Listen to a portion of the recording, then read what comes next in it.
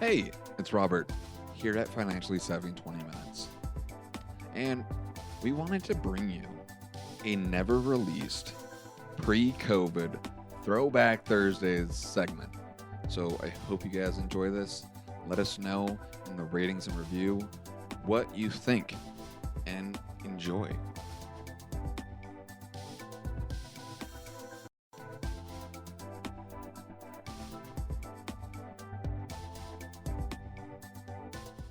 Welcome to Financially Savvy in 20 Minutes, a podcast hosted by international award-winning author, two-time TEDx speaker and investor, Natalie Haddad.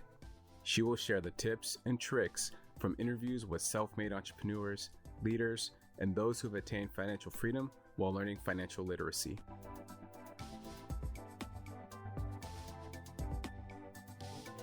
Hi, welcome to Financially Savvy in 20 Minutes.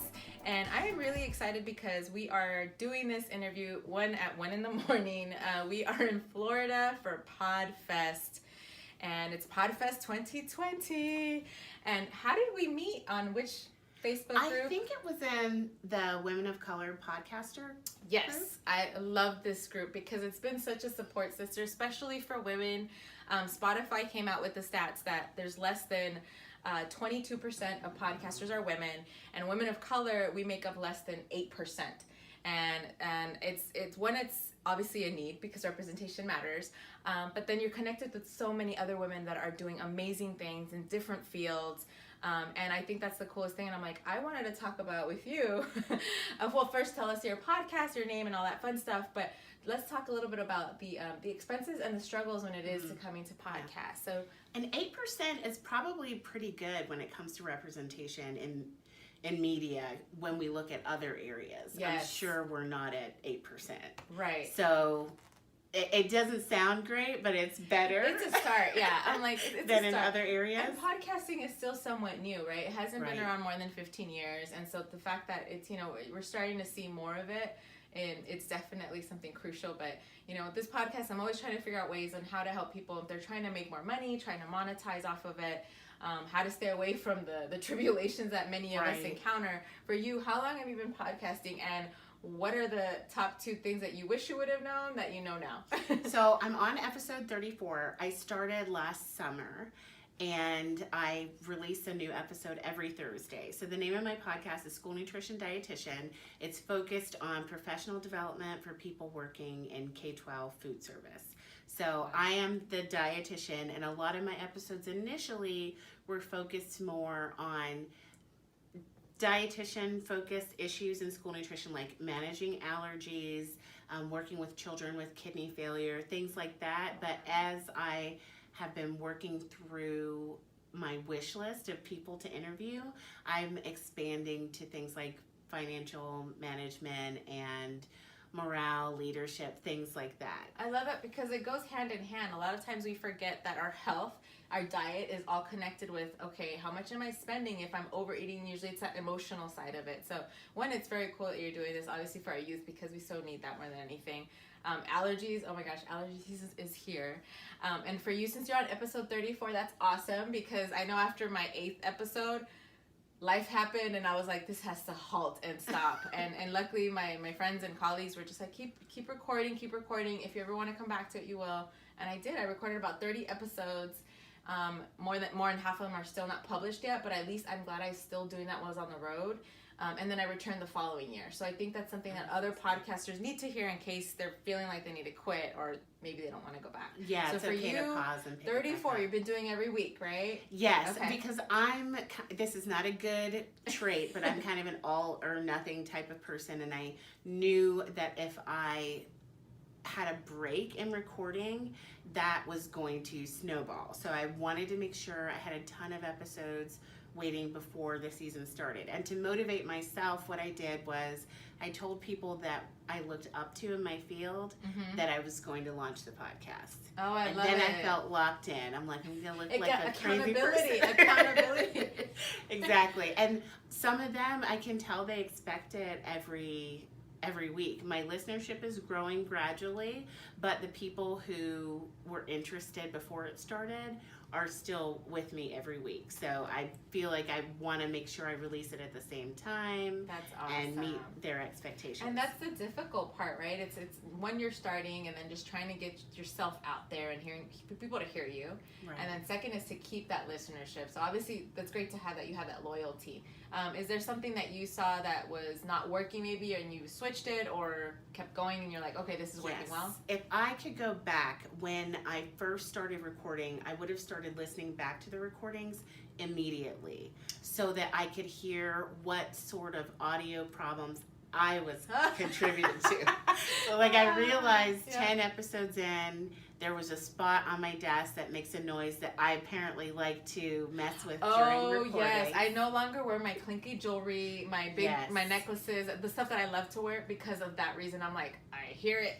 Yes, and I did a lot of pen clicking, and I could hear myself writing on my notes because I would research my guests before the show, but I like to physically print it out, and you can hear me writing notes. But that's good preparation, and I think some people forget that we're not scripted, but we do have to have our notes because one, we don't want to get their names messed up. Second, we just want to make sure that we know what questions we're asking, especially if we're staying consistent, especially for this podcast being so short.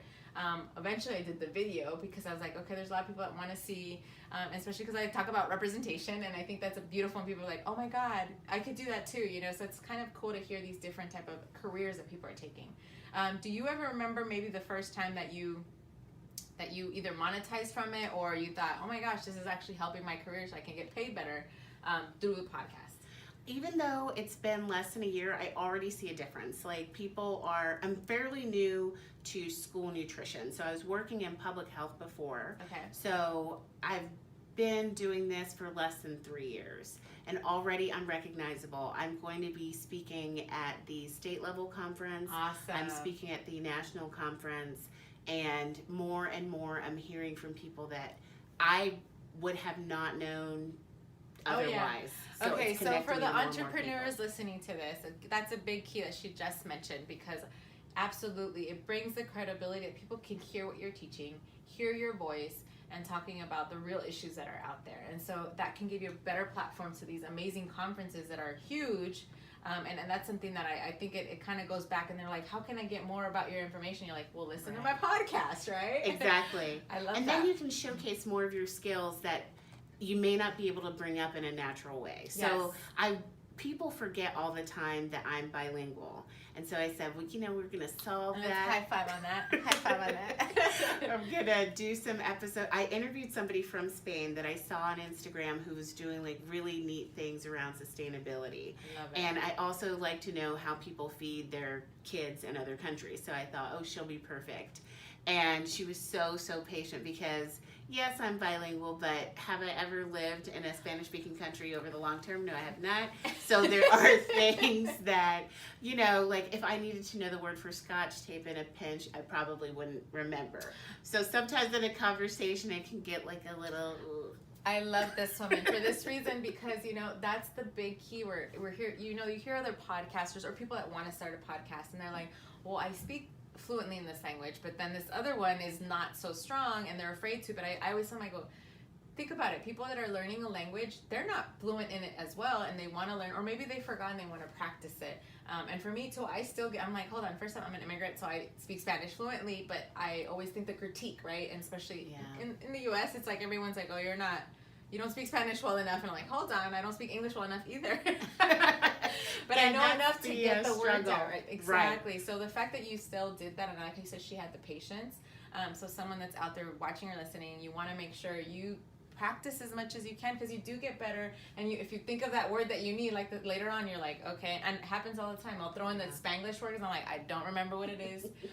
I'll figure it out later. Well, that's the funny thing when you are speaking to someone who doesn't speak English at all. Then it's like Spanglish it's just not going to work. But it is helpful to write down keywords that you probably are going to need that you don't use often, and they'll just be sitting right there. I agree. All my workshops that are all 100% Spanish have been the biggest challenge for me, because there's a lot of financial literacy terms that I've never had to use in Spanish, not with my family. So it's a cool learning experience that we continue to do. So for you, since we're at the podcast, PodFest, 2020, what are we doing to save some money? Because I'm always talking about being frugal and being smart about it.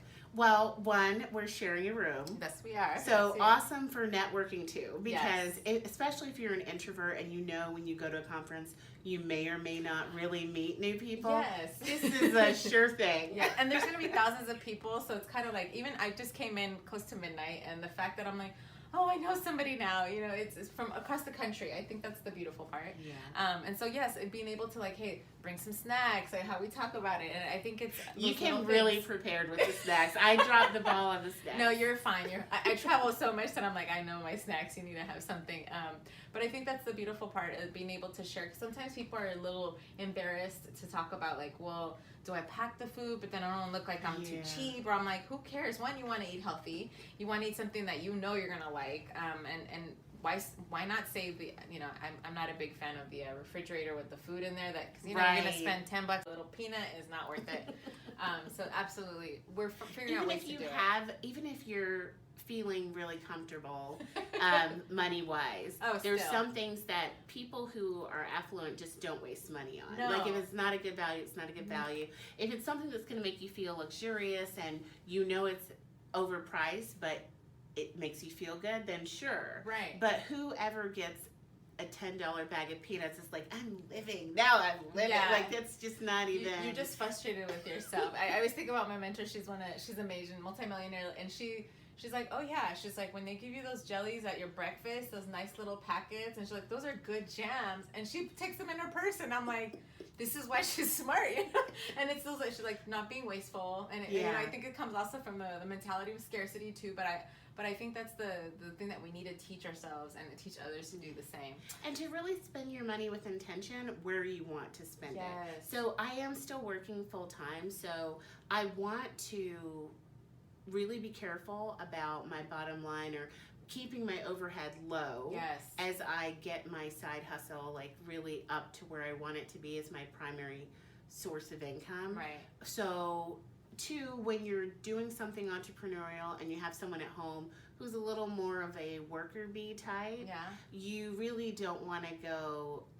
I don't want to say anything too rude, but you don't want to go balls to the wall with, like, spending up all the money because they may not see the vision yet. So you want to make sure you're kind of conservatively bankrolling the trip. Completely. And I think that's a mistake. My very first boss, and I love that, was teaching me was that I think one of the difficult parts when people start a business as well, within the first few years, it's like, okay, well, it's a write-off, or it's a tax expense, and these are the things that I can do for my business, and they'll lease the most expensive car because they want to look like they're balling out, or they're bling bling bling, and then 5 years down the line, they're like, I'm in debt, or and I'm proud to say I have no business debt. And that's something that a lot of people can't say, but it's those little things that you're like, no, I can figure out a way. I'm the person in the airport with her bottled water, filling it up every single time. You will not see me purchase bottled water. And then there's, like, dual purposes there, because it's better for the planet. It's just interesting how being frugal has so many positive outcomes that people maybe don't look at, because we're so focused on showing our wealth, whether or not we have true wealth and are really comfortable, that, like you said, people would be nervous about bringing a snack because what will people think? Or people may be nervous about trying not to rely too heavily on credit because they don't want people to think that they don't have good credit. When, you know what, like, Dave Ramsey is loaded and he doesn't believe in credit, and I don't think he loses any sleep over whether or not, the cashier thinks he doesn't have any. It's exactly, it's what you're comfortable with. Are there any books or resources that have helped you through your podcasting journey? Because I know there's so many more people now getting into podcasting. I feel like it definitely is like the next YouTube, where everybody wants to have a YouTube channel. But for podcasting, there's things that you've seen that you have either made your episodes better or have helped you save some money. Or even kind of, what do you use? Are you using a phone? Pat Flynn has, like, a ton of free resources, I love and I Pat really Flynn. like how he explains things. Smart Passive Income, if you haven't listened to his podcast or any of his conferences, is pretty awesome. Yeah. And also, I'm afraid I'm going to say her name wrong. Kirsten Meiser. Oh, I don't know. So she is one of the hosts on, now that you'll have to trim this. You know, it's okay. We'll do the show notes and we'll put that in there. So, Kristen, so she wrote a book called "So You Want to Start a Podcast." Oh, I love it. And it's very to the point. I love it. And she was one of the opening speakers at She Podcast. And I had already started my show when I read the book, and I wondered if there would be useful takeaways. But she talks a lot about, she goes beyond the technology, and she has worked as a producer, she's worked as a guest, she's developed multiple shows. So she's very knowledgeable of the subject. Yes. Okay. And she's got an interesting perspective. She's another woman of color, and she is from a part of the country where you don't hear that type of accent very often. And so sometimes she gets criticized for her accent. And she talks about how you manage the criticism that will inevitably come when you create any content. And I think that is a major hurdle for people who tell themselves the technology is in the way or the money's in the way, which it doesn't cost much money to podcast. It costs a lot of time. It's time-wise, for me, I'm like time, money. Yeah. But, you know, I think that's something valid you just mentioned is how do you deal with the criticism? Whatever you do, whatever content you're creating, which we call the haters as well. I welcome constructive criticism because we learn, you know, that's how we can become better. But then there's just hateful people out there. And I had just this conversation with my mom the other day. We went to go see Oprah, by the way, at the forum. She's doing this 2020 vision. It was last weekend. Last minute, I was like, she's in town, and I'd never seen her in person. But she was interviewing J-Lo, and J-Lo's like, oh yeah, the haters, what can you could do something great, and then there's always going to be something that's found wrong with them. And I always think about that whenever I'm creating content. You know, it might be 1,000 views or whatever it might be, and then it's like there's always going to be at least 10 or 20 people that are going to hate it. And so how do you deal with that for you? Well, I think about what Brene Brown says, and I mean, it was a quote from, you know, a former president, but still, I'm going to credit Brene, that if you're not the one in the arena, doing the work, putting yourself out there, then you know what? How much does your opinion really matter? Thank you. Because the truth of the matter is it's very difficult to create things. And people who have done that work are so much more careful about how they handle people who put themselves out there. And you can tell the people that are so quick to tear somebody down. Yeah.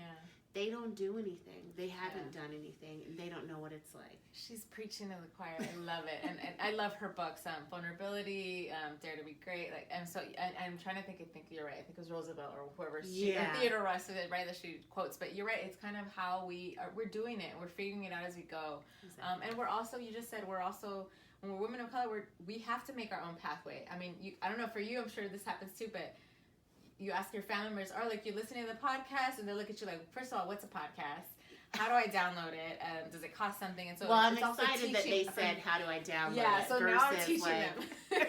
I have to teach them how it works. Yeah, it's funny. Well, because so much of my family's older, because my mom's the youngest sibling, a lot of people just don't really know what it is, but I'm excited that you can decide to put your voice out there these days as a woman of color, and you can do it. You don't have to ask for permission. The gatekeepers are gone. And if there is an audience out there that wants to hear from you, they can find you. You don't have to wait for someone to say, oh, well, you know, you're white presenting enough for me to put you out there.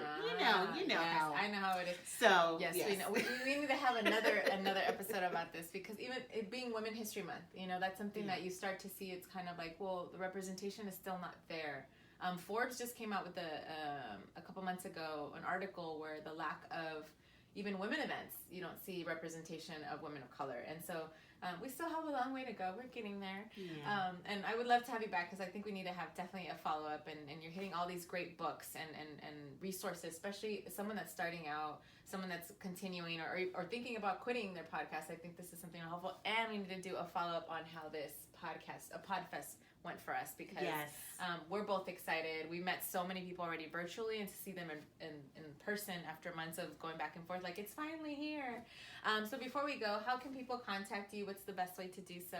And is there anything that you want to put out in the world that you want to do? It's March, so maybe by the end of the year as a goal. Oh, well, LinkedIn right now is one of my favorite places to hang out, because LinkedIn really makes it easy for you to connect to people who've decided to be connected to you Yeah. versus other, platforms that will not be named, that don't allow people who want to be in touch with you unless you pay them, which is like whatever. That's a real bait and switch situation. But my name is Dalia Kinsey, so I'm easy to find on LinkedIn. And by the end of the year, I will be publishing a book. That's the project I have in the works. I'm very excited about it. And it's focused on helping people of color and queer people fully embrace themselves and get over food issues and basically experience full body liberation. Oh, I love it. That's the vision. And it's just been so exciting being online and connecting to other women. I found an editor who specifically focuses on helping women of color get their message out into the world. Oh, I love this. Thank you, Dalia, for being a part of this. And we're definitely going to have to follow up on that book because we need more women.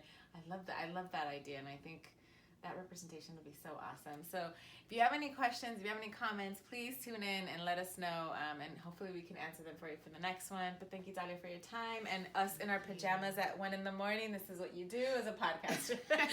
We'll see you soon. Have a great time. Have fun, be fabulous, and frugal. Awesome. There you go. And exactly 20 minutes. To learn more about the podcast, check out Financially Savvy in 20minutes.com. For more interviews, make sure you look up Financially Savvy in 20 Minutes on YouTube and Instagram TV. To hire the Trailblazer, as Forbes featured her the financial and mental health advocate for your next workshop or speaking engagement, follow Natalie at Financially Savvy Latina on all social platforms. All it takes is 20 minutes daily to become financially savvy. Music by Nikki and produced by Robert DeLude.